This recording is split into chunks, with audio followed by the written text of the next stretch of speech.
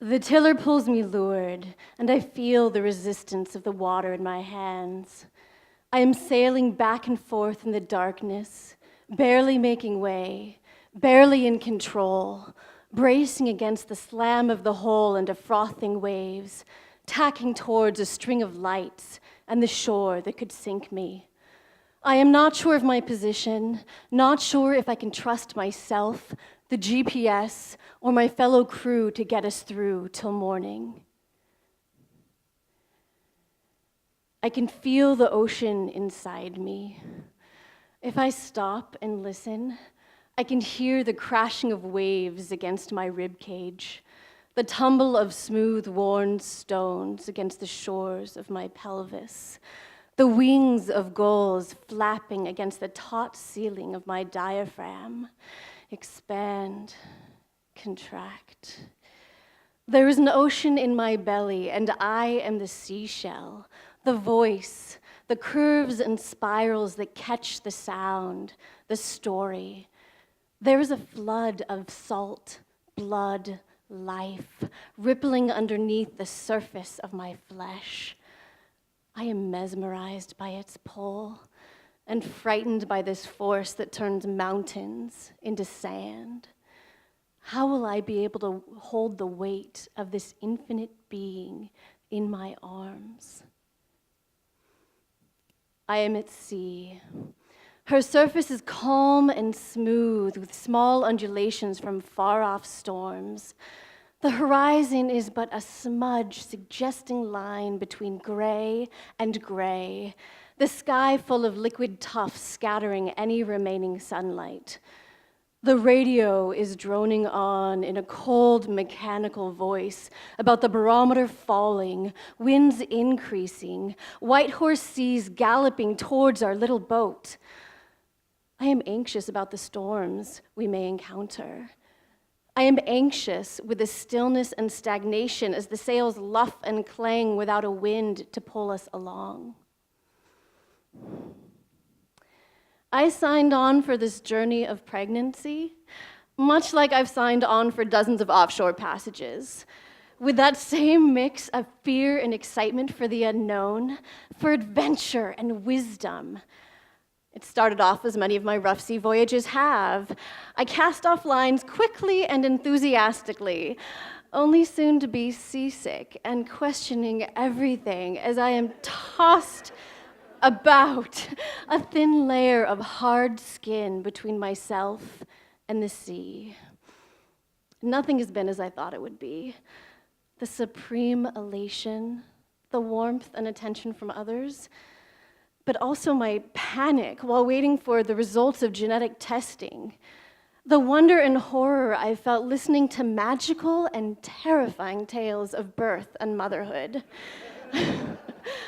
Wondering what kind of parent I will actually be.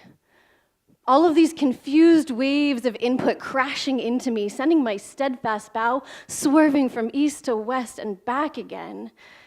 Where is my true north in this descending fog of information and worry?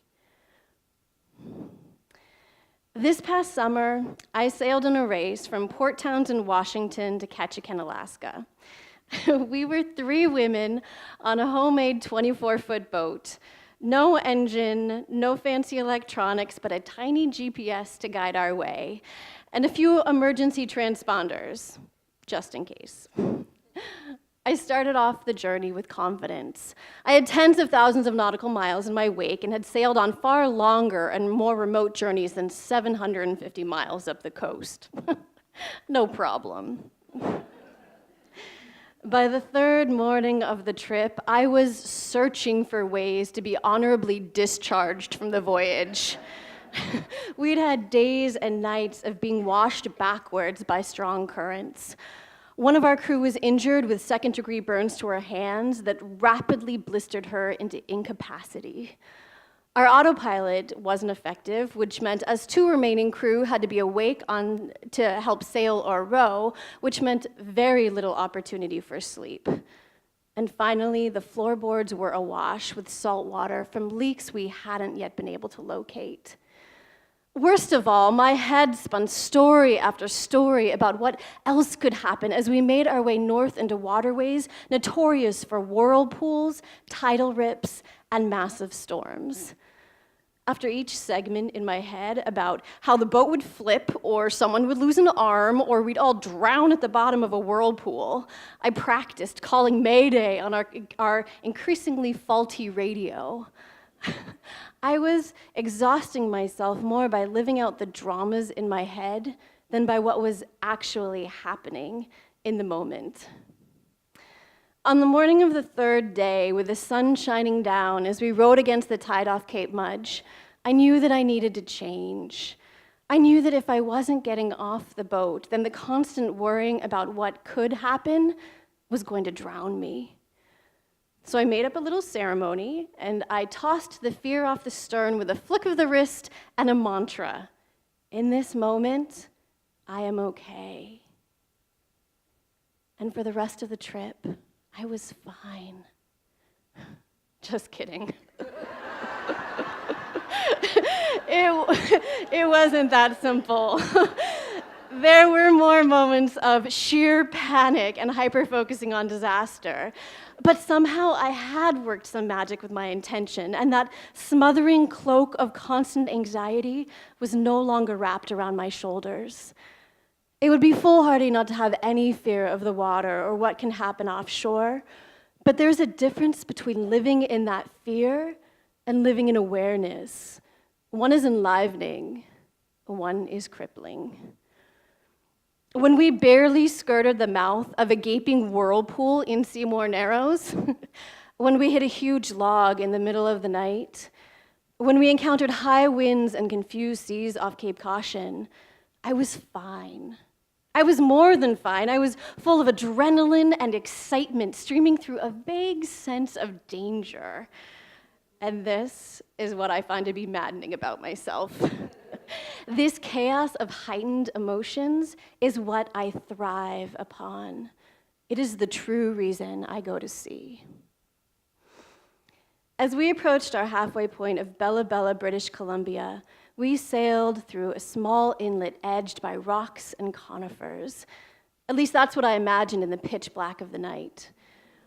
A fishing boat passed us, his blinding spotlight sweeping the channel from side to side like a mobile lighthouse.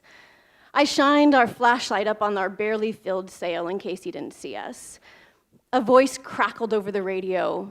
"You okay there, sailboat?" I laughed and called out, "Yes," a wave of recognition and gratitude tumbling over me. Yes, I was okay in that moment. And in the moments and hours and days after he thumped on past, more than okay. That night, I sailed our little boat through a sea of phosphorescent starlight, eyes soft to the curves and shadows of the channel. I could feel the ocean in the palm of my hand, fingers around tiller, connected to rudder, connected to this snake of water, connected to ocean. I could feel the ocean pumping through my heart, salty beats and whale song. I wasn't in control. I didn't need to control. I was simply guiding. When we got to Ketchikan after 13 days of sailing, rowing, paddling, and drifting, we were asked what our next adventures would be. My heart immediately screamed, "Garden and babies!" Completely surprising myself. I answered garden and held back the baby part, not yet comfortable speaking this ancient need, not understanding how it would fit into my transient patchwork of an existence. But I knew that this need for tending, for growing seeds deep within and without, that this would be the greatest adventure of my life. But how do I hold the weight of the ocean in my arms? How do I navigate this fear as this body ceases to be my own? As the curves ripple into large waves that will puddle around my legs and send me into a lightning storm of contractions? Will I birth a tsunami of cells that will wash away all that I have done, seen, written, all that I think I am? Will I want to be honorably discharged from the role of captain on this lifelong voyage? Yes. No. Both? I don't know. Like the fear and excitement of bracing myself at the helm of a boat in a storm, not knowing what the next moment may bring, but grinning wildly, incongruently, perfectly, it will be all of these things, and things I could never imagine. I am not the captain on this voyage. I am not in control. I can simply guide the way with a hand lightly on the tiller. I do not know what storms this voyage will bring or what the first sunrise will feel like, but I want to trust in the challenge, the questioning, the teaching of the ocean, inside and out. You okay there, sailboat? Yep, I am okay. More than okay. I wrap my hands around the wheel of my belly, close my eyes, and sail us through the ebbing darkness.